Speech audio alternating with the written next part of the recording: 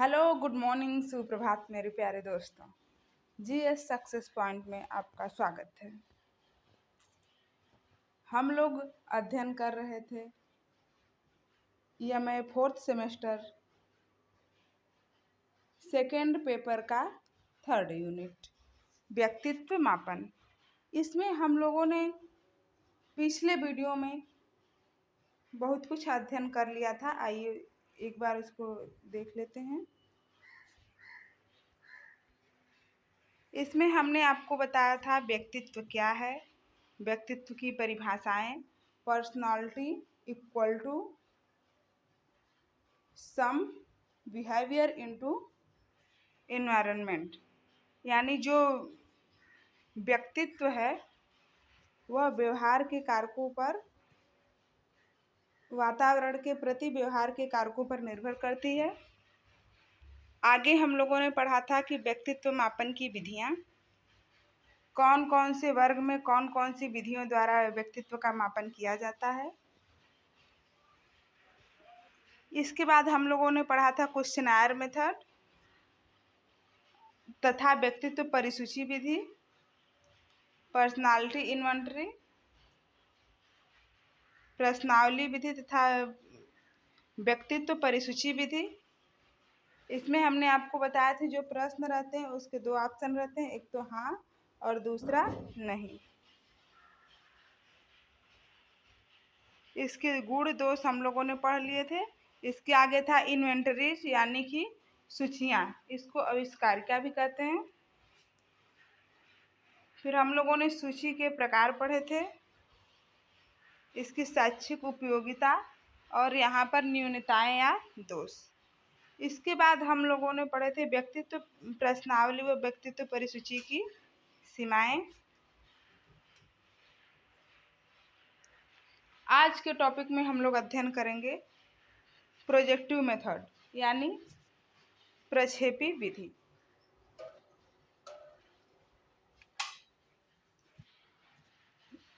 आइए देखते हैं। प्रक्षेपण का अर्थ होता है, प्रक्षेपण का अर्थ होता है किसी छिपी हुई वस्तु या तथ्य का प्रकट होना। प्रक्षेपण यानी कि छिपी हुई वस्तु का प्रकट होना ही क्या है, प्रक्षेपण। प्रक्षेपी विधियों का संबंध व्यक्तित्व के अचेतन मन, conscious mind, subconscious mind, unconscious mind. तो यह जो प्रक्षेपण विधि होता है इसका संबंध व्यक्ति के अनकॉन्शियस माइंड यानी कि अचेतन पक्ष से होता है। ये विधियां व्यक्ति के अचेतन स्तर पर दबी हुई आंतरिक भावनाओं का मापन करती हैं। व्यक्तित्व वास्तव में व्यक्ति की भावनाएं, इच्छाएं, संवेग आदि उसके व्यक्तित्व के ही अंग हैं। अनेक मनोवैज्ञानिकों ने व्यक्तित्व मापन के लिए प्रक्षेपी विधियों को विकसित किया है। मुख्य रूप से प्रयुक्त होने वाली प्रक्षेपी विधियां अग्रलिखित हैं। कहने का तात्पर्य यह है यहाँ पर कि प्रक्षेपण का शाब्दिक अर्थ है छिपी हुई, यानी जो हमारे मस्तिष्क में चीज़ें दमित हो चुकी हैं, जिन चीज़ों को हम दमित कर चुके हैं, जो दब चुकी हैं, उनको पुनः प्रकट करना, उस तथ्य को, उस वस्तु को पुनः प्रकट करना ही प्रक्षेपण है। इसमें व्यक्ति की भावनाएं भी हो सकती हैं, इच्छाएं, संवेग, ये सब व्यक्तित्व के ही अंग माने जाते हैं। आगे देखिए। प्रक्षेपी परीक्षण व्यवहार के प्रमाणीकृत सैंपल है। प्रक्षेपी परीक्षण व्यवहार के प्रमाणीकृत यानी जो जिसे प्रमाण द्वारा सिद्ध किया गया है, जो कि उद्दीपनों द्वारा प्रतिबंधित नहीं है। प्रक्षेपी प्रविधियों का सार तत्व निम्नलिखित पंक्तियों में वर्णित किया गया है। आप प्रीवियस ईयर क्वेश्चन पेपर देखेंगे तो प्रक्षेपी विधियों से बहुत सारे क्वेश्चन पूछे गए हैं। अभी हम आपको दिखाएंगे। यह किसी विषयी के व्यक्तिगत उत्पत्तियों, पर्सनल प्रोडक्शन को प्रकाशित करता है, जिससे कि उसके व्यक्तित्व का प्रकाश प्राप्त हो सके। यह किसी विषय के व्यक्तिगत उत्पत्तियों, मतलब यह जो प्रक्षेपी विधि है, यह किसी एक व्यक्ति के जो उसके पर्सनल मैटर होते हैं उसको प्रकाशित करता है कि उसके जीवन में, व्यवहार में कौन कौन सी चीज़ें, कौन कौन सी घटनाएं घटित हो रही हैं, इससे उसके व्यवहार पर क्या प्रभाव पड़ रहा है। वह किसी व्यक्तिगत उत्पत्तियों को प्रकाशित करता है, जिससे कि उसके व्यक्तित्व का प्रकाश प्राप्त हो सके। उसके व्यक्तित्व अगर पॉजिटिव हैं तो क्यों है, निगेटिव हैं तो क्यों है, इन सब का जो मापन होता है वह व्यक्तित्व परीक्षण के प्रक्षेपी परीक्षण द्वारा किया जाता है। लिंडजे ने 1961 में प्रक्षेपी विधियों को निम्नलिखित शब्दों में परिभाषित किया है। प्रक्षेपी परीक्षण एक प्रकार का उपकरण है जो कि व्यवहार के अज्ञात तथा अचेतन तत्वों की ओर, अभी हमने आपको बताया कि यह अचेतन माइंड में दबे हुए, अनकॉन्शियस माइंड में दबे हुए चीज़ों को पुनः बाहर करने की कोशिश करता है, यानी कि जो दब गई है उसे फिर से प्रकट करना ही प्रक्षेपण विधि का कार्य है। अचेतन तत्वों की ओर संवेदनशील है। यह व्यक्ति को विविध प्रकार की अनुक्रिया करने के लिए प्रोत्साहित करता है। यह अत्यधिक बहुआयामी है और यह समग्र अनुक्रिया प्रदत्तों को जागृत करता है, जिसके प्रयोजन तथा उद्देश्य के विषय में विषयी कम से कम बोध रखता है। जो विषयी है यानी कि जिस पर परीक्षण किया जा रहा है, वह इस टॉपिक पर कम से कम बोध यानी ज्ञान, बोध मतलब ज्ञान, वह कम से कम ज्ञान रखता है, इसलिए उसको प्रोजेक्टिव मेथड यानी प्रक्षेपी विधि द्वारा उसके पिछले समय के अचेतन मन में जो भी इच्छाएं हैं, व्यवहार हैं, इन सबको जानने की कोशिश किया जाता है। प्रक्षेपी विधि की विशेषताएं। प्रक्षेपी प्रविधियों का निर्माण तथा विकास मनोविश्लेषणवादी तथा गेस्टाल्टवादियों द्वारा व्यवहारवादी तथा सांख्यिकीय प्रश्नों के विरोध में व्यक्तित्व को समझने के लिए किया गया।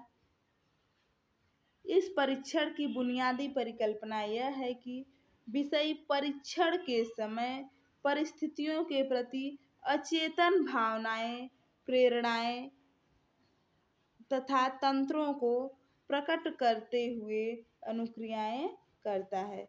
जो विषयी है वह समय परिस्थितियों के प्रति अपनी अचेतन भावनाएं, आप शब्दों को पकड़ने की कोशिश कीजिए, अचेतन शब्द बार बार आ रहा है। अचेतन भावनाएं, प्रेरणाएं जो होती हैं, इन तंत्रों को प्रकट करते हुए वह अनुक्रियाएं करता है। यह विषयी के व्यक्तित्व के विषय में संपूर्ण सूचनाएं प्रदान करता है। यह मनोविज्ञान का अत्यंत विकसित विधा है जो व्यक्ति के व्यक्तित्व के गठन में के स्थायी तथा केंद्रीय कारकों का पता लगाने का प्रयत्न करता है। प्रक्षेपी विधि की प्रमुख विशेषताएं निम्नलिखित हैं। पहला है अस्पष्ट उद्दीपन। प्रक्षेपी प्रविधियों के अस्पष्ट तथा रचनाहीन, अस्पष्ट मतलब जो स्पष्ट न हो, और रचनाहीन जो रचनात्मक न हो, सामग्रियों का उपयोग किया जाता है। इसमें अस्पष्ट यानी जो स्पष्ट नहीं है और जो रचनात्मक नहीं है, उन सामग्रियों का उपयोग किया जाता है जिनके प्रति विषयी वर्णनात्मक शैली में अपनी अनुक्रियाएं करता है। अस्पष्ट सामग्रियों से तात्पर्य यह है कि विभिन्न व्यक्ति इसकी व्याख्या विभिन्न प्रकार से कर सकते हैं, यानी कोई एक वस्तु है, उसको विभिन्न प्रकार की वस्तु अपने अपने मस्तिष्क के अनुसार, माइंड के अनुसार उसकी व्याख्या कर सकते हैं। इसीलिए इसकी जो सामग्री है वह अस्पष्ट एवं रचनाहीन है।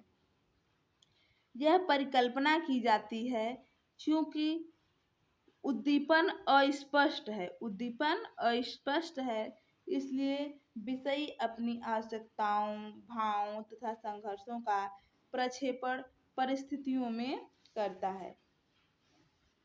जो विषय यानी कि जिस पर प्रयोग किए जा रहे हैं वह अपने उद्दीपन को, क्योंकि उद्दीपन अस्पष्ट है तो वह अपनी आवश्यकताओं, भावों तथा संघर्षों का प्रक्षेपण परिस्थितियों के अकॉर्डिंग करता है। दूसरा है, पहला था अस्पष्ट उद्दीपन, दूसरा है अचेतन मन से अनुक्रियाओं का जागृत होना। अचेतन मन से अनुक्रियाओं का जागृत होना, आपको बार बार बता रहे हैं हम कि अचेतन मन में जो चीजें चली जाती हैं, दब जाती हैं, वह समय के साथ या वस्तु को देखकर या कभी कभी ऐसे ही वह हमारे चेतन स्तर पर बार बार आने की कोशिश करती हैं। जैसे ही उसको परिस्थितियां मिलती हैं वह भूली बिसरी यादें, दबी हुई दमित चीजें तुरंत हमारे कॉन्शियस माइंड पर आ जाती हैं। तो यही बात है अचेतन मन से अनुक्रियाओं का जागृत होना। जो हमारे अनकॉन्शियस माइंड में चीजें हैं वह जागृत हो जाती हैं। देखिए, प्रक्षेपण परीक्षण इस परिकल्पना पर भी आधारित है कि परीक्षण उद्दीपन विषयी के अचेतन मन से अनुक्रियाओं को उकसाते हैं।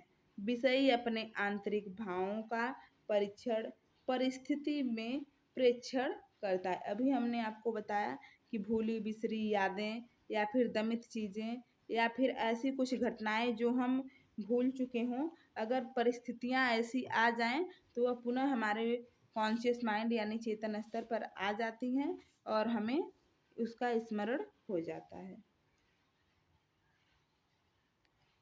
नेक्स्ट है अनुक्रियाओं का बहुआयामी होना। पहला था अस्पष्ट उद्दीपन, दूसरा है अचेतन मन से अनुक्रियाओं का जागृत होना। नेक्स्ट है अनुक्रियाओं का बहुआयामी होना। आयामों जिनमें विषयी अनुक्रियाएं कर सकता है अनेक प्रकार के होते हैं। वे आयाम जिनमें विषयी अनुक्रियाएं कर सकता है वे अनेक प्रकार के हो सकते हैं। विषयी शारीरिक आयाम भी कर सकता है, बौद्धिक, सामाजिक था संवेगात्मक। वह किसी भी प्रकार की अनुक्रियाएं कर सकता है। अनुक्रिया मतलब गतिविधि, क्रिया। विषय अस्पष्ट तथा अपूर्ण एवं अपरिभाषित उद्दीपकों के विरुद्ध अनुक्रियाएं करने में अधिक स्वतंत्रता अनुभव करता है। विषय के लिए इस परीक्षण में विविध प्रकार की अनुक्रियाएं करना संभव है। प्रक्षेपी प्रविधियों की एक यह विशेषता भी है कि यह बहुआयामी होती है, क्योंकि इसमें जो विषय है यानी कि जिस पर परीक्षण किए जा रहे हैं वह किसी भी प्रकार की अनुक्रिया कर सकता है, चाहे वह शारीरिक हो, मानसिक हो, संवेगात्मक हो या फिर बौद्धिक हो। वह कोई भी अनुक्रिया करे उसका प्रक्षेपी विधि यानी प्रोजेक्टिव मेथड के द्वारा मापन किया जाता है। अगला देखिए, अनुक्रिया करने की स्वतंत्रता। अभी हमने आपको समझाया कि विषय जो है कोई भी अनुक्रिया कर सकता है, चाहे वह शारीरिक हो, बौद्धिक हो, सामाजिक हो, संवेगात्मक हो, अस्पष्ट हो, कोई भी हो, विविध प्रकार की अनुक्रियाएं करने की स्वतंत्रता है। प्रक्षेपण परीक्षण विषयी को अनुक्रिया करने की पूर्ण स्वतंत्रता प्रदान करता है। अनुक्रिया के मामले में वह किसी का सीमा का अनुभव नहीं करता। कोई बाउंडेशन नहीं है कि आप ऐसी अनुक्रिया न करो, आप वैसी अनुक्रिया न करो। आपके मन में जो आए, जैसी अनुक्रिया आए, आप वो सब कर सकते हैं प्रक्षेपी विधि में। अगला पॉइंट है समग्रता का उपागम। समग्रता का उपागम, इसका तात्पर्य यह है कि प्रक्षेपण परीक्षण व्यक्ति के संपूर्ण व्यवहार के अध्ययन का प्रयत्न करता है। समग्रता मतलब संपूर्ण व्यवहार, समग्र यानी कि विस्तृत रूप में। समग्र जिसको संपूर्ण के रूप में अर्थ लगाते हैं, तो यहाँ यह व्यक्ति के संपूर्ण व्यवहार का अध्ययन करता है। वे व्यक्ति के व्यवहार का आंशिक अध्ययन नहीं करते। जो प्रक्षेपी विधि है यह व्यक्ति के व्यवहार का आंशिक अध्ययन न करके संपूर्ण अध्ययन करता है। वे व्यक्ति को समझने के लिए समग्रता उपागम को अपनाते हैं। व्यक्ति के व्यवहार को, उसकी अनुक्रियाओं को समझने के लिए वे समग्रता उपागम का उपयोग करते हैं। नेक्स्ट है उत्तर सही अथवा गलत नहीं। उत्तर सही अथवा गलत नहीं, इसमें देखिए प्रक्षेपण परीक्षण में उत्तर सही अथवा गलत मूल्यांकन नहीं किए जाते, उनका गुणात्मक मूल्यांकन किया जाता है। कोई भी प्रश्न सही या गलत नहीं है। जब व्यक्तित्व मापनी आपको दी जाएगी तो उसमें लिखा रहता है कोई भी प्रश्न सही अथवा गलत नहीं है, क्योंकि उनका निगेटिव मूल्यांकन ना करके, पॉजिटिव या निगेटिव मूल्यांकन ना करके उनका गुणात्मक मूल्यांकन किया जाता है, उनके गुणों का मूल्यांकन किया जाता है। कौन कौन से गुण आप में अधिक है, कौन कौन से गुण कम है, किस गुण का अभाव है, यह सब व्यक्तित्व परीक्षण में मापन किए जाते हैं। इसमें क्वेश्चन पॉजिटिव या निगेटिव नहीं होते हैं। अगला पॉइंट देखिए, परीक्षण का प्रयोजन अज्ञात। परीक्षण का प्रयोजन अज्ञात। प्रक्षेपण परीक्षण का प्रयोजन अथवा उद्देश्य विषयी को नहीं बतलाया जाता। वह परीक्षण के संबंध में सचेष्ट हो जाता है और फिर भी वह अपनी भावनाओं को छिपाने का प्रयत्न करता है। परीक्षण प्रयोजन का अज्ञात मतलब जो विषय होता है जिस पर परीक्षण किया जा रहा है उसको इसका उद्देश्य नहीं बताया जाता है कि हम आपके साथ क्या करने वाले हैं और इसका उद्देश्य क्या है। अगर यह पता चल जाए तो जो विषयी है वह सचेष्ट यानी कि सचेत हो जाता है और अपने भावनाओं को, जो खुद की उसके भावनाएं हैं, विचार हैं, उनको छिपाने की कोशिश करने लगता है। इससे हमारे परिणाम और व्यक्तित्व की व्याख्या की विश्वसनीयता और वैधता घट जाती है। इसलिए इसके परीक्षण का प्रयोजन अज्ञात रखा जाता है। आगे देखिए, इस विधि में दो प्रमुख परीक्षणों का प्रयोग किया जाता है। दो प्रमुख, वैसे तो बहुत सारे परीक्षण हैं, हम आपको सबके नाम बताएंगे, लेकिन दो प्रमुख परीक्षण हैं उनको देखिए।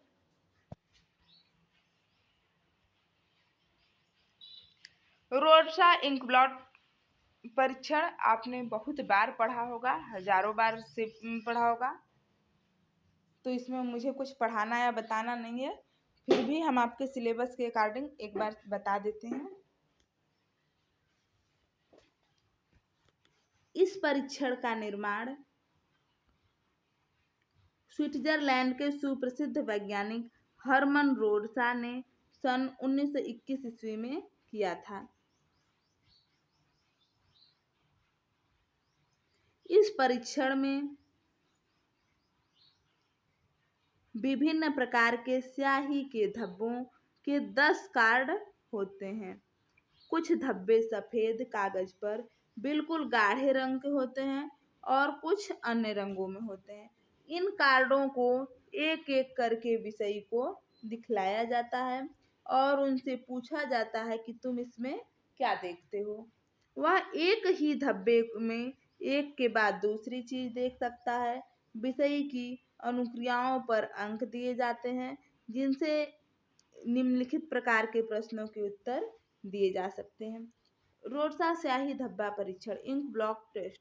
इसमें 10 कार्ड होते हैं जिन पर स्याही के धब्बे छपे होते हैं। कुछ धब्बे सफेद होते हैं, कुछ धब्बे लाल होते हैं। इनमें जो प्रयोग करता है यानी कि जिस पर प्रयोग किया जा रहा है उसको यह कार्ड दिया जाता है और एक एक विषय को दिखाया जाता है और पूछा जाता है कि इस धब्बे पर या इस चित्र में क्या दिखाई दे रहा है। एक चित्र के बाद दूसरे, क्योंकि 10 कार्ड हैं तो एक के बाद दूसरा कार्ड, दूसरे के बाद तीसरा कार्ड, ऐसे दिखाया जाता है और विषय जो भी चीजें बताता है उसकी अनुक्रिया को नोट कर लिया जाता है और उसके अनुक्रिया के द्वारा ही उसके व्यवहार की व्याख्या की जाती है। तो देखिए यहाँ पर कुछ प्रश्नों का उत्तर इस प्रकार दिया जा सकता है। कितनी बार विषयी ने मनुष्य का चित्र देखा?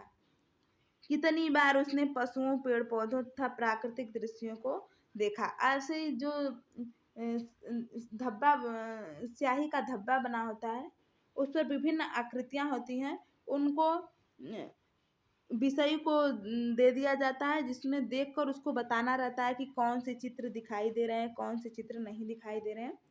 तो फिर विषय से इस प्रकार के प्रश्न पूछे जा सकते हैं। क्या विषयी चित्र को समग्र रूप में देखता है? या उसके विभिन्न अंगों को अलग अलग भी। अगला है, विषयी के मन में जो चित्र बना वह धब्बे की शक्ल से प्रभावित था या उसके रंगों से। किसी भी चीज को देखकर आपके मन में भी जो अनुक्रिया होती है उससे संबंधित भी प्रश्न पूछे जाते हैं कि जो विषयी के मन में चित्र बना, जो मन में चित्र बना यानी धब्बा को देखकर मन में जो चित्र बना वह धब्बे की शक्ल से प्रभावित था या उसके रंगों से। वह कितनी बार वस्तुएं देखता है, विशेष रूप से चलती फिरती मानव कृतियां यानी मानव आकृतियां। जिन आकृतियों को वह देखता है वे कितनी सुंदर हैं, उसका कल्पनाएं कितनी मौलिक तथा विलक्षण है। ऐसे ही प्रश्न पूछे जाते हैं 10 कार्डों को देकर। आगे देखिए, इन सभी प्राप्तांकों को जोड़ लिया जाता है और निष्कर्ष निकाला जाता है। यदि उत्तर समग्र धब्बे के आधार पर है तो इसका अर्थ यह हुआ कि व्यक्ति में सूक्ष्म योग्यता और संश्लेषण करने की योग्यता है। उन्हें विस्तार पूर्वक देखने का मतलब यह होता है कि व्यक्ति ठोस बातों को अधिक पसंद करता है। अगर व्यक्ति का उत्तर समग्र धब्बे के आधार पर है तो उसमें सूक्ष्म योग्यता और संश्लेषण करने की योग्यता है। अगर वह विस्तार पूर्वक देखता है तो इसका मतलब यह है कि व्यक्ति ठोस बातों को अधिक पसंद करता है। अगर वह रंगों की प्रतिक्रिया आवेग में आ जाने की प्रवृत्ति को प्रकट करता है तो इसका मतलब यह हुआ कि अधिकांश पशुओं की शक्लों को देखने का अर्थ यह है कि व्यक्ति की विचारों में नवीनता के बजाय जड़ता अधिक है। जो अधिकांश पशुओं की शक्ल देख रहे हैं उनमें उन व्यक्तियों में नवीनता के बजाय जड़ता मतलब मूर्खता एक प्रकार से, क्योंकि जो जड़ व्यक्ति जड़ और मूर्ख जड़ सबसे निम्न कोटि के व्यक्ति होते हैं तो जड़ता अधिक है। धब्बों में गति का प्रतिक्षण, धब्बों में अगर गति हो रही है तो इसका प्रतिक्षण अंतर्मुखी व्यक्तित्व का द्योतक है। यानी जिन व्यक्तियों को लग रहा है कि ये धब्बे गति कर रहे हैं तो ऐसे व्यक्ति अंतर्मुखी कहे जाते हैं। आइए देखते हैं रोरसाक परीक्षण की वैधता क्या है। वैधता से तात्पर्य यह है कि कोई वस्तु, पहले आप समझिए वैधता क्या चीज होती है। वैधता कोई वस्तु जिस उद्देश्य के लिए बनाई गई है, कोई वस्तु जिस उद्देश्य के लिए बनाई गई है अगर वह अपनी उद्देश्य को पूरी तरह से पूरा करती है तो वह वैध है। जैसे कि मान लीजिए कोई दवा ही ले लीजिए, अगर वह जिस उद्देश्य से बनाई गई है अपने उद्देश्य को पूरा करती है तो वह वैध कहलाती है। आगे देखिए, रोरसाक परीक्षण की वैधता क्या है। यह प्रश्न उठता है कि रोरसाक के क्या निष्कर्ष वैध है। इसकी वैधता की जांच करने के लिए प्रायः यह सुझाव दिया जाता है कि रोरसाक के परीक्षण के आधार पर व्यक्तित्व के विषय में जो प्रतिमा बनी है उसकी तुलना अन्य साधनों के आधार पर प्राप्त की जा सकती है। चिकित्सालयों में भर्ती किए गए रोगियों के संबंध में यह विधि ठीक सिद्ध हुई है। यह विधि का उपयोग कहाँ सिद्ध हुआ है? चिकित्सालयों में रोगियों के भर्ती के संबंध में। और विश्वसनीयता किसे कहते हैं? छोटे छोटे पॉइंट को ध्यान में रखते रहिए। वैधता वह होती है जिस उद्देश्य के लिए कोई वस्तु बनाई गई है अगर वह अपनी उद्देश्य को पूरा करती है तो वह वैध है। अगर किसी वस्तु का परीक्षण बार बार किया जाए, किसी वस्तु का परीक्षण बार बार किया जाए और वह वही प्राप्तांक प्राप्त करता है तो उसे विश्वसनीय माना जाता है। मान लीजिए कि आप कोई वस्तु को लिए हैं और उसका परीक्षण कर रहे हैं, अगर हर बार प्राप्तांक मान लीजिए कि 12 आ रहा है या इसके कुछ आगे पीछे 11 या 13 ऐसे कुछ आ रहा है या बार बार 12 ही आ रहा है तो मतलब वह वस्तु क्या है, विश्वसनीय है।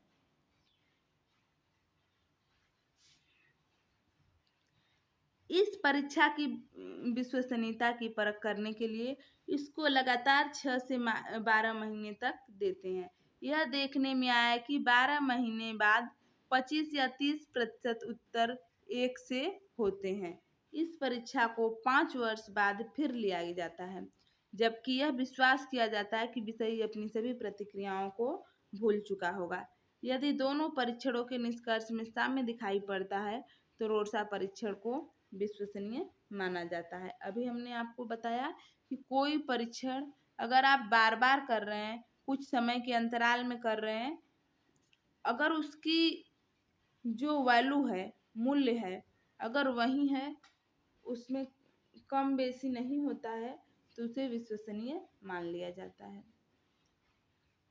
नेक्स्ट है हमारा विषय आत्मबोधन परीक्षण या थेमेटिक अपरसेप्शन टेस्ट, जिसको कहते हैं TAT, थेमेटिक अपरसेप्शन टेस्ट। 3-4 सालों के प्रीवियस ईयर पेपर में देखने से आपको एकमात्र बार क्वेश्चन आया है TAT से। अभी आपको दिखाएंगे, थोड़ा सब्र रखिए।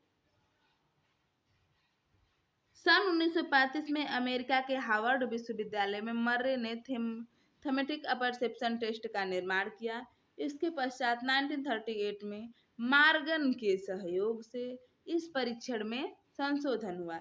1935 में यह बनाया था मर्रे ने और 1938 में मार्गन के सहयोग से इसमें संशोधन किया। इस परीक्षा में 30 धुंधले रोरसा इंक ब्लॉक में कितने थे, 10 थे और इसमें कितने हैं, 30 हैं। धुंधले तथा अस्पष्ट चित्रों का प्रयोग किया जाता है। इन 30 चित्रों में से 10 चित्र पुरुषों के थे, 10 चित्र स्त्रियों के थे और 10 चित्र में पुरुष एवं स्त्री दोनों थे। आयु वर्ग के अनुसार प्रत्येक चित्र साधारण रूप से विषय को लगभग 30 सेकेंड, 30 धुंधले तथा अस्पष्ट चित्र और प्रत्येक चित्र 30 सेकेंड दिखाया जाता था। विषय को पहले बता दिया जाता है कि यह सृजनात्मक कल्पना है। सृजनात्मक मतलब क्रिएटिव कल्पना है, परीक्षण।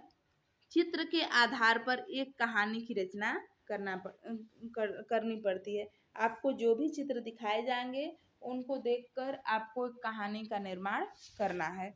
कहानी में उसे यह बतलाना पड़ता है कि किन घटनाओं के कारण चित्र की यह अवस्था उत्पन्न हुई।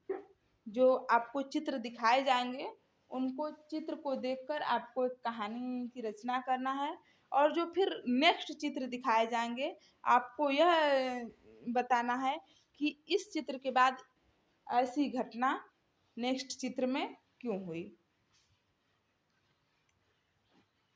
इस चित्र में लोग क्या कर रहे हैं या सोच रहे हैं, उनकी भावनाएं क्या है, इन सब का फल क्या होगा। चित्रों के माध्यम से विषयी चेतन मन के अपने वैयक्तिक विचारों के अतिरिक्त अचेतन मन के मित भावों, इच्छाओं, विचारों तथा अंतर्द्वंदों को प्रकट करता है। कहने का तात्पर्य यह है कि जो विषय होता है यानी जिस पर परीक्षण किया जा रहा है वह उन चित्रों को देखकर अपने विचार, भावनाएं, अपने साथ घटित घटनाओं का भी अनुभव कर सकता है और उन्हें भी बता सकता है। इसलिए ऐसा प्रश्न किए जाते हैं और ऐसे चित्र दिखाए जाते हैं, क्योंकि यह प्रक्षेपी विधि अचेतन मन में दबी इच्छाओं, विचारों, भावनाओं, संवेगों को प्रकट करता है। तो जब हमारे सामने ऐसी चीजें उत्पन्न की जाती हैं या ऐसी परिस्थितियां उत्पन्न की जाती हैं जिनको देखकर हमें पुरानी चीजें याद होती हैं, तो उन्हीं परिस्थितियों, उन्हीं चीजों को यहाँ पर प्रकट करने का प्रयास किया जाता है। आगे देखिए। ऐसी कहानियों के पात्रों में विषयी बहुधा अपने स्वभाव के अनुरूप आदर्शों का चित्रण करता है। जैसा विषयी रहेगा, जैसा उसके व्यक्तित्व, भाव, विचार, संवेग रहेंगे, वह उन चित्रों को देखकर अपने आधार पर उसका मूल्यांकन करता है। इस प्रकार की प्रक्षेपण विधि में मनोवैज्ञानिक व्यक्तित्व की गहनतम बातों को ज्ञात किया जाता है। गहनतम मतलब गहराई तक। ऐसी कहानियों के द्वारा मानसिक विकारों का विशेष रूप से ज्ञान होता है। जो भी व्यक्ति के मानसिक विकार होते हैं वो उन्हीं के चित्रों को देखकर बता देता है। इससे मानसिक विकारों का ज्ञान होता है। इन कहानियों का मूल्यांकन कई आधार पर किया जाता है। जैसे विषयी चित्र द्वारा क्या घटना कल्पित करता है, पात्रों पर किस प्रकार के संवेग को आरोपित करता है तथा प्रतिक्रिया की गति, प्रतिक्रिया यानी किस गति से प्रतिक्रिया कर रहा है तथा मौलिकता आदि। इन कहानियों का वस्तुनिष्ठ मूल्यांकन करने के लिए परीक्षक को उन्हें 2-3 बार पढ़ना आवश्यक है। जो भी वह लिखता है, बताता है, उसको परीक्षक को 2 से 3 बार पढ़ना आवश्यक है। चित्रों पर आधारित कथाओं द्वारा विषयी को की अनेक बातों का परिचय प्राप्त होता है। देखिए कौन कौन सी बातें प्राप्त होती हैं। लेख के लक्षण यानी जो विषय होता है, जिस पर प्रयोग किया जा रहा है, जिस पर परीक्षण किया जा रहा है, उसके लेख के लक्षण यानी लेखन शैली का पता चलता है। उसके शब्दकोश, वह अपने शब्दकोश से कौन कौन से शब्द का प्रयोग कर सकता है, उसकी कल्पना शक्ति क्या है, उसके भाव करने की व्याख्या क्या है, विचारों की गहनता है कि नहीं, मौलिकता आदि। कथा के भाव, अभी तो ये सब लेखन के लक्षण थे। अब कथा के भाव, वह किस प्रकार कथा लिखता है, प्रधान रस यानी रस है या नहीं, विचार शैली कैसी है, वह दुखांत लिखता है या सुखांत लिखता है। दुखांत सुखांत से तात्पर्य यह है कि कहानी का जो अंत दुख पूर्वक होता है या सुख पूर्वक होता है। व्यक्ति का सामाजिक दृष्टिकोण कैसा है, वह किस प्रकार उसमें भाव पाए जाते हैं, वह भावुक है या नहीं। आगे देखिए, विषय सामग्री, विशिष्ट आकांक्षाएं, वास्तविक घटनाएं, कल्पनात्मक विचार शैली तथा अन्य प्रकार के दृष्टिकोण। नेक्स्ट है संवेगात्मक परिपक्वता है कि नहीं उसमें। यदि विषय में ने नायक में स्वयं आरोपण किया है तो नायक के गुण, अवगुण एवं भावनाएं। यहाँ कहने का यह तात्पर्य है कि जो विषयी है, अगर वह कहानी में स्वयं को नायक बनाया है यानी अपने को आधार मान के कहानी को लिखा है, तो उसके गुण, अवगुण और भावनाएं क्या हैं, कैसी हैं। नेक्स्ट है कथा के पात्रों में पारस्परिक संबंध कैसा है। जो आप कथा लिख रहे हैं उनमें जो पात्र हैं, एक पात्र का दूसरे पात्र से कैसा संबंध है, वह संबंध अच्छे हैं, बुरे हैं, इन सब का अध्ययन। घटना की अन्य विशेषताएं एवं नैतिकता आदि। अंतिम निष्कर्ष देखिए, अपराधी को दंड मिला या उसकी कार्य सराहनीय समझा गया आदि। जो अंतिम निष्कर्ष है उसमें जो अपराधी था, क्या उसको दंड दिया गया या उसके कार्य को सराहनीय यानी अच्छा समझा गया, ऐसे प्रश्न और उत्तर निष्कर्ष निकाले जाते हैं। यह हुई हमारी टीएटी परीक्षण। हम लोगों ने 2 परीक्षण पढ़ लिए, एक रोर्सा इंक ब्लॉक टेस्ट, दूसरा थेमेटिक परसेप्शन टेस्ट। अब इसके आगे देखिए, इन विधियों के अतिरिक्त अन्य प्रमुख प्रक्षेपी विधियां निम्नलिखित हैं। इनके अतिरिक्त जो प्रक्षेपी विधियां हैं वे कौन कौन सी हैं, आइए देखते हैं। चिल्ड्रन थेमेटिक अपरसेप्शन टेस्ट, जिसको सीएटी कहते हैं, यह इम्पोर्टेंट है। और ब्लैकी पिक्चर टेस्ट, एक यह इम्पोर्टेंट है। सेंटेंस कंप्लीशन टेस्ट, और यह सोशियो ड्रामा है। इसके बाद क्लाउड पिक्चर टेस्ट, यहाँ साइको ड्रामा है। यह सब कभी कभी कहीं कहीं कॉम्पिटिटिव एग्जाम में पूछ लिए जाते हैं। जो इम्पोर्टेंट है मैंने आपको बता दिए। आगे देखिए, प्रक्षेपी विधियों का मूल्यांकन।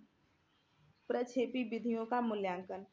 प्रक्षेपी प्रविधियों का उपयोग यदि विशेषज्ञों तथा प्रशिक्षित व्यक्तियों द्वारा किया जाता है तो वे अत्यंत उपयोगी प्रदत्तों को प्रदान करते हैं। यहाँ यह कह रहा है कि अगर प्रशिक्षित व्यक्तियों द्वारा या विशेषज्ञों द्वारा किया जा रहा है यह विधि का प्रयोग तो वह अत्यंत उपयोगी प्रदत्तों को प्रदान करते हैं। नेक्स्ट पॉइंट है, जब इनका मूल्यांकन साइकोमेट्रिक विधियों द्वारा होता है तो प्रक्षेपी परीक्षण से प्राप्त परिणात्मक फलांकनों की विश्वसनीयता कम हो जाती है। साइकोमेट्रिक विधि से जब भी प्रक्षेपी परीक्षण के प्राप्त परिणामात्मक फलांकों की विश्वसनीयता कम हो जाती है। कुछ मनोवैज्ञानिकों द्वारा यह आरोपित है कि प्रक्षेपी उपकरणों में व्यक्तित्व मापन की परंपरागत विधियों का प्रयोग नहीं किया जा सकता। कुछ मनोवैज्ञानिकों ने यह भी कहा है कि यह जो प्रक्षेपी विधि है इसमें परंपरागत विधियों का प्रयोग नहीं किया जा सकता। अगला पॉइंट है, यह एग्जाम में पूछा गया प्रश्न है, इसको आप ध्यान से देखिए। प्रक्षेपी परीक्षण की दूसरी समस्या परीक्षण निर्माण के संबंध में है। सामान्य रूप से प्रक्षेपी परीक्षणों में प्रयुक्त उद्दीपन सामग्रियों का विचारपूर्ण चयन इस दृष्टि से नहीं किया गया कि इसके द्वारा विभिन्न फलांक श्रेणियों का पूर्ण रूपेण प्रतिनिधित्व होगा। यह टीएटी परीक्षण के विषय में भी कहा जाता है कि इसमें प्रयुक्त उद्दीपक सामग्रियों के चयन में कई वर्षों बाद स्कोरिंग सिस्टम का विकास हुआ, यानी जो स्कोर निकाला जाता है वह कई वर्षों बाद इसका डेवलपमेंट हुआ। अगला पॉइंट, दूसरी समस्या निर्देशों के मानकीकरण के संबंध में है। दूसरी समस्या जो है वह निर्देशों का जो मानकीकरण किया जाता है उससे संबंधित नेक्स्ट समस्या है। प्रक्षेपी उपकरणों को प्रदान करने के निमित्त दिए गए निर्देश प्रमाणीकृत नहीं है। जो भी निर्देश इसमें दिए जाते हैं वह प्रमाणीकृत मतलब प्रमाणों से प्राप्त नहीं है। इसलिए परीक्षक विषय की अनुक्रियाओं को महत्वपूर्ण ढंग से प्रभावित कर सकता है। इसलिए जो परीक्षक है वह विषय की अनुक्रियाओं को प्रभावित कर सकता है। अगला देखिए, प्रक्षेपी विधियों में विषय को लंबे चौड़े ढंग से विविध प्रकार की अनुक्रियाएं करने की स्वतंत्रता दी जाती है। आप चाहे जितने लंबे चौड़े ढंग से अनुक्रियाएं कीजिए, इसकी स्वतंत्रता रहती है। इसके पहले भी हमने आपको बताया कि विषय को किसी प्रकार का बाउंडेशन नहीं रहता, वह कोई भी अनुक्रिया करे, चाहे वह संवेगात्मक हो, शारीरिक हो, मानसिक हो, बौद्धिक हो, इसका कोई बाउंडेशन नहीं रहता। अनुक्रिया की विविधताएं सांख्यिकी तुलना को अत्यंत कठिन बना देती हैं। यह जो विभिन्न प्रकार की अनुक्रियाएं हैं यह सांख्यिकी तुलना को अत्यंत कठिन बना देती हैं, जिसका मूल्यांकन करना कठिन हो जाता है। प्रक्षेपी विधियों में व्यक्तिनिष्ठता का दोष पाया जाता है, यानी यह व्यक्तिनिष्ठ विधि है इसलिए इसमें दोष पाया जाता है। कभी कभी परीक्षक विषय की अनुक्रियाओं की व्याख्या करने में अपनी भावनाओं तथा प्रक्षेपण करने तथा विचारों का प्रक्षेपण करने लगता है, जिससे इसकी विश्वसनीयता तथा प्रामाणिकता कम हो जाती है। कभी कभी ऐसा भी कंडीशन होता है कि जो विषय की अनुक्रियाएं और भावनाएं हैं इसका व्याख्या करते समय जो परीक्षक होता है वह अपने भावों और विचारों से इसका कंपेयर करने लगता है, इसलिए इसकी जो विश्वसनीयता और प्रामाणिकता है यह कम हो जाती है। यानी कि विषय के भावनाओं और विचारों से परीक्षक अपनी विचार और भावनाएं कंपेयर करने लगता है और उसकी व्याख्या करने लगता है, इसलिए इसकी विश्वसनीयता और प्रामाणिकता घट जाती है। यहाँ हमने आपको यह टॉपिक कवर करा दिया है। आप देख सकते हैं प्रक्षेपी प्रविधियों का मूल्यांकन, इसमें जो भी विधियां थी सारा टॉपिक हमने आपको क्लियर करा दिया है। हमें उम्मीद है आपको अच्छा समझ आया होगा।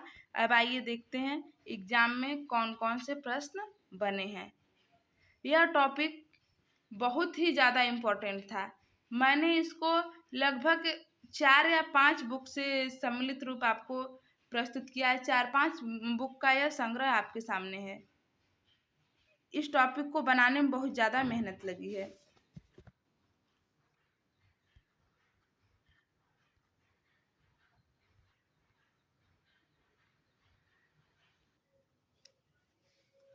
आइए देखते हैं कौन कौन से प्रश्न एग्जाम में पूछे गए हैं।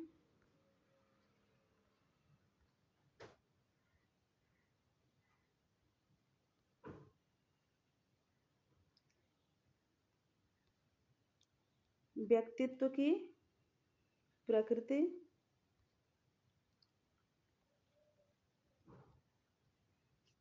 देखिए परीक्षण की विश्वसनीयता, क्वेश्चन कब कहाँ से उठा ले पता नहीं।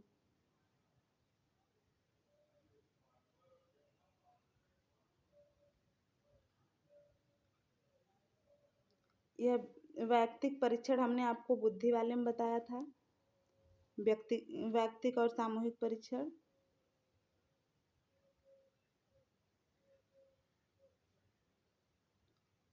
यह सब तो मानक का क्वेश्चन है, हमें देखना है व्यक्तित्व परीक्षण से क्वेश्चन। देखिए यहाँ भी विश्वसनीयता की विवेचना करने को दिया है। जब आप विश्वसनीयता जानेंगे तभी तो उसकी विवेचना कर सकेंगे। देखिए यहाँ पर आप क्वेश्चन देख सकते हैं, व्यक्तित्व अनुसूची की विशेषताओं। अनुसूची को इंग्लिश में क्या कहते हैं? इन्वेंटरी। हमने आपको इसको बहुत अच्छे से समझाया था। पर्सनालिटी इन्वेंटरी, जिसको आविष्कारिका या परिसूची कहते हैं या सूचिका भी कहते हैं। व्यक्तित्व अनुसूची की विशेषताएं, यहाँ पर भी आप देख सकते हैं विश्वसनीयता और वैधता की समस्याओं की विवेचना के लिए पूछा है। प्रक्षेपण विधियों में मैंने आपको विश्वसनीयता और वैधता बता दिया है।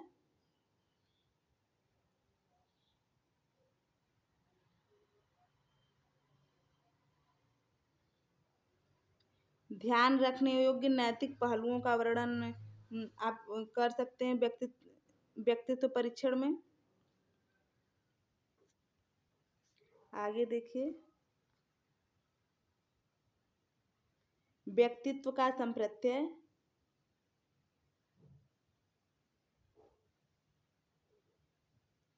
अनुसूची की विशेषताएं, कैरेक्टरिस्टिक ऑफ इन्वेंटरी, अनुसूची की विशेषताएं।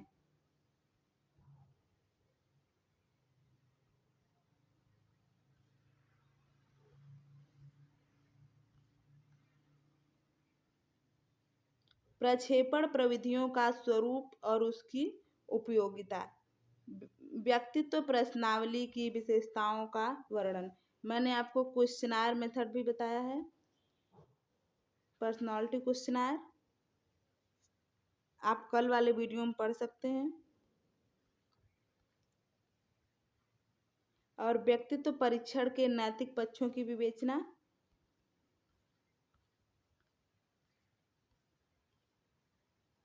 यह सब हमने आपको पढ़ा दिया है। इसमें देखिए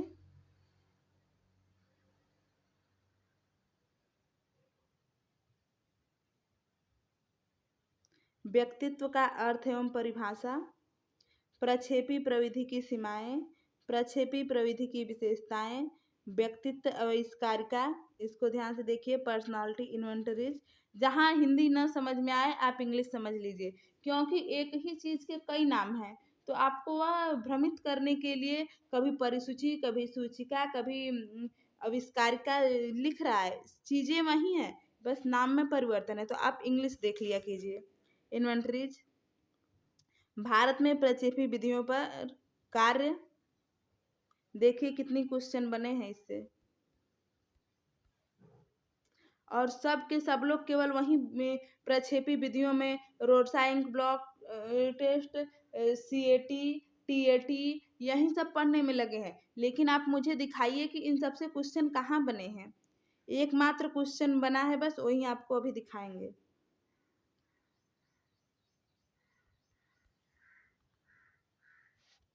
हाँ, यहाँ पर आप देख सकते हैं। मनोमितिक परीक्षण में प्रश्नावली एवं आविष्कारिका, वहीं क्वेश्चनायर, वहीं इन्वेंटरीज। बहुत मेहनत लगा है इस टॉपिक को कवर करने में।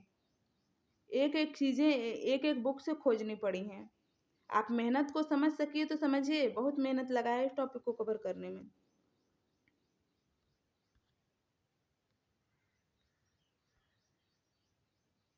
हाँ, देखिए एकमात्र क्वेश्चन यहाँ पर आया है, प्रसंगात्मक बोध परीक्षण, थेमेटिक अपरसेप्शन टेस्ट, TAT।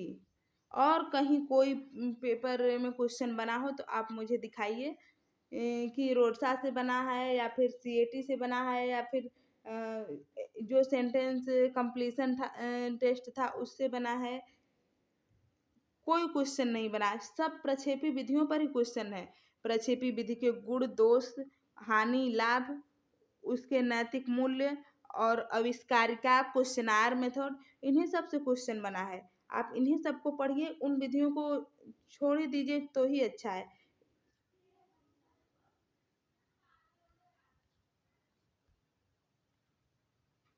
कुछ लोग केवल विधियों को रट्टा मार करने के चक्कर में पड़े हुए हैं। हमें उम्मीद है आप अच्छा समझ गए होंगे। तैयारी करते रहिए, मस्त रहिए, स्वस्थ रहिए। धन्यवाद।